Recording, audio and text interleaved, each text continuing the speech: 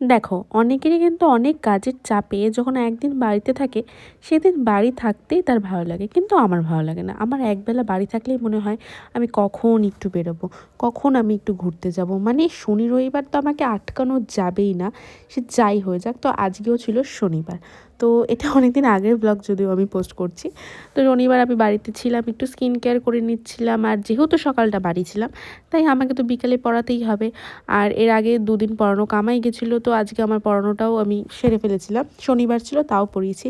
দেন এখানে আমি একটু কফি খেয়ে নিয়েছিলাম, অ্যান্ড কফি খাওয়ার পরই চলে এসেছিলো আমার বান্ধবী। কেন এসেছিলো? কারণ তার সাথে আমার একটু ঝগড়া হয়েছিল, মানে ঝগড়া না, আমি তার উপর রাগ করেছিলাম। তো যাই হোক, তারপর তো আমার এমনিও বেরোতে ইচ্ছে করছিলো, তারপর আমরা বেরিয়ে গেলাম।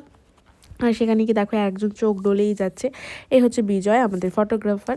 তো যাই হোক, এখানে আমরা গল্প করছিলাম আর একটা পিৎজা অর্ডার দিয়েছিলাম। তো আজকের ব্লগটা এখানেই এন্ড করি। মানে মধ্য কথা এটাই যে যাই হয়ে যাক, আমাকে কিন্তু বাড়ি থেকে বেরোতেই হবে, রেস্ট নেওয়া যাবে না।